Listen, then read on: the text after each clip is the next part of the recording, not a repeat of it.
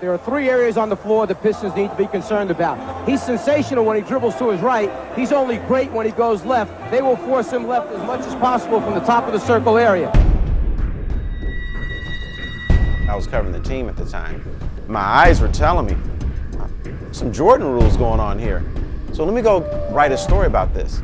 Now I always get this. What are you talking about? There's no Jordan rules. We're just playing tough, physical, like anybody else. When Michael Jordan has the ball on the foul line extended or wing area, he is so good, too good, at going baseline, coming back up under the basket, getting fouls on the big people. So instead, the Pistons will force him to come to the middle of the floor off the dribble, trying to get help from the next defender. You'd say, what about the Jordan rules? And they say, what Jordan rules? And they'd say, what about this defense you're playing on? We're not playing anything special.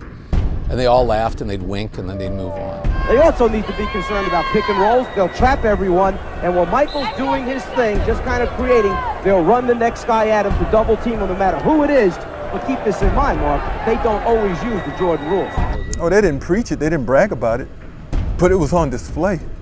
Jordan to the foul line, room in the lane, Isaiah grabs him and fouls him. The Jordan rules were for the Pistons to know about, not for anybody else to know about. The Jordan rules, is that something you guys made up? Jordan rules were, to stop him, period, because nobody else could beat you on that ball club. They have been called a dirty ball club, and I can see why. I don't know. You have to ask my man Matt Dobick on that one if it was any Jordan rules, and him and Chuck Daly not around, so I don't think it was any Jordan rules. Isolation play for Jordan, and Isaiah Thomas ties him up.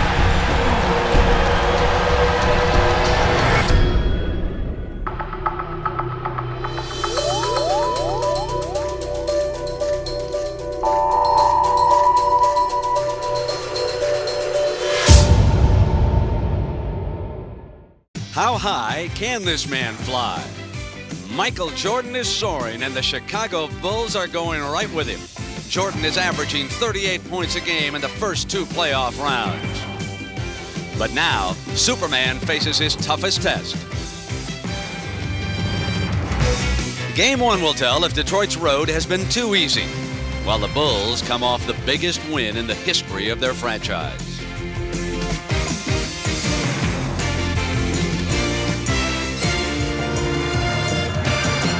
Good afternoon, everybody, and welcome. I'm Brent Musburger, along with Bill Raftery.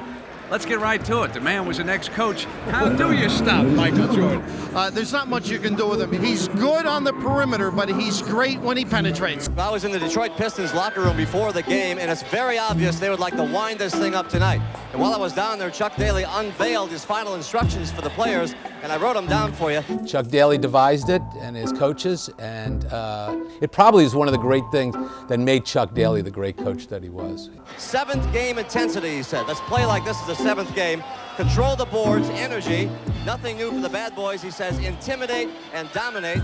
And then on the bottom in big capital letters it says, follow the Jordan rules. And I said, what are the Jordan rules? They said simply, when he goes to the bathroom, we all go with him. Let's go back to that. There were no secrets. I mean, everybody knew what the rules were, and that was to put him on the floor when he came to the basket and try to keep him from the crowd-pleasing,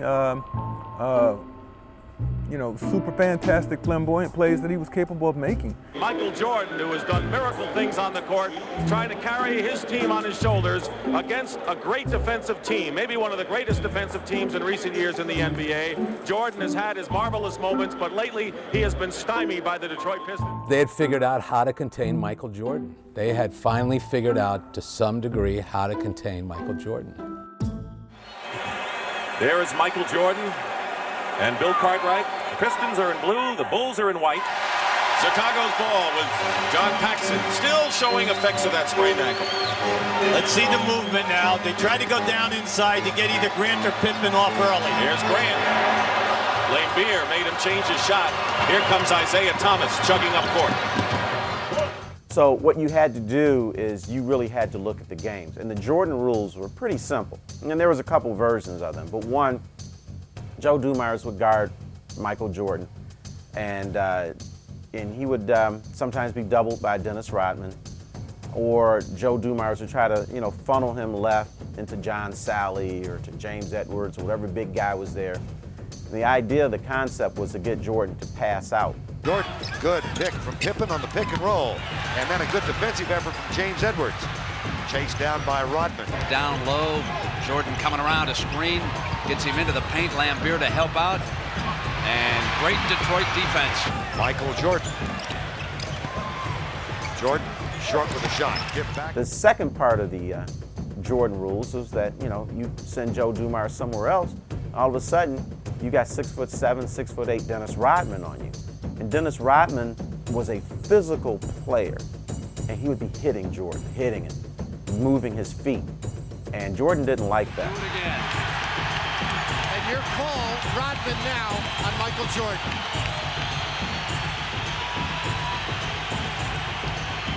And he steps right inside him. Missed the first shot against Rodman. With Michael Jordan as the point guard, you can't help out as much with traps. That's the problem. Coming inside, offensive foul is the call. So you had Joe Dumars, who probably was more compact and just stand in your face and guarding you in front of you somewhere. And now you have Dennis Rodman, who's trying to get inside of your head, tapping you, being physical, throwing that elbow. So he got two different looks. And so when Jordan got accustomed to Rodman, here comes Joe again, and now you have the other Jordan rules where you're kind of funneling into traffic. The Detroit Pistons have so many things to think about. I made a list for you. Defense, rebounds, Jordan, Jordan, Jordan, Jordan. Another part of the Jordan rules was very, very simple. Get the ball to whoever Michael was guarding. Make him work on the other end. If he had to guard Joe, get shots for Joe. If he had to guard Isaiah, God help him. 2 seconds, 1 second. Isaiah at the buzzer. The other thing about the Jordan rules is you had to be physical with him. If Jordan got loose, he was going to get hit, and he knew it. Jordan left wing. Jordan to the foul line, room in the lane. Isaiah grabs him and fouls him. The only way you were going to slow him down or get him to think about what he was doing, coming inside and jumping in the air, was to at least give him the thought that he could get hurt. The thing about Jordan, which made him great, is he was able to take the pain, take the physical play, and still play his game. But it was a lot easier for Jordan to do this against other teams than it was for the Pistons, because other teams said, well, we're going to do the Jordan rules too, but they didn't have the defensive players to pull it off like the Pistons did. And so the Pistons in that way were able to at least get in his mind and cause him to think about, oh boy, where's Lambier? Where's Mahorn? Where's Edwards? Where's Rodman? He could get hurt, he could get bumped, he could get knocked down at any time. Good afternoon again, everyone. I'm Dick Stockton. We've had a day to think about this, and so is Chuck Daly. After Michael Jordan's 47 points, he decided he was going to go to the team, ask them, how should we defend Michael Jordan? The word is there was silence for a while, but then they came up with an idea. And the question, as I asked Hubie Brown, is how do you anticipate the Pistons playing the great Michael today? Game 7 from the Palace. Piston ball. Wires 5 of 6. Back to Dumars. I mean, he's going to score on you no matter what kind of defense you put on him, because that's the kind of player he was. We just wanted to slow him down and try to double team him a lot and make other people beat us, opposed to letting Michael Jordan beat us. And the Bulls wanted to get the ball to Jordan on the post. He was forced to come outside and get it. Kicked out, and time has been called. He would not pass the ball on time. He would exhaust every option in order to score himself first. And we knew that going in, so just shut him down and you got the game won. Jordan comes to the baseline. Dumars stays with him. Now Jordan into the lane. Can't get the roll. Dumars out. Here's Thomas. Paxson's back. Thomas into him. Off the glass. You play teams because if they got a superstar, if you can negate them and let somebody else beat you, that'd be great. If we felt that Bill Cartwright needed to score 40, then Bill Cartwright can score 40. Cartwright, isolation play for Jordan. And Isaiah Thomas ties him up.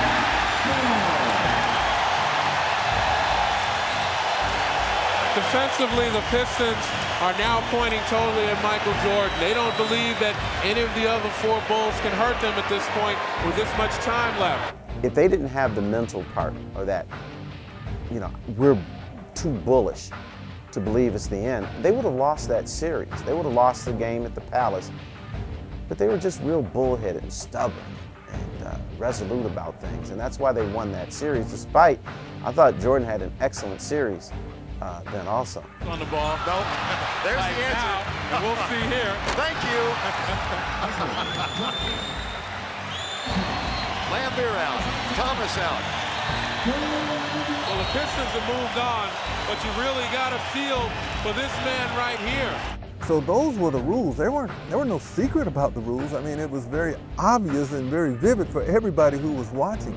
It was just that the Pistons were one of the teams that were willing to do it, where others may have backed away from it. Well, Phil Jackson said yes, this will be considered a successful season for the Bulls. They went one game farther. For the Pistons, nothing but another world championship will do.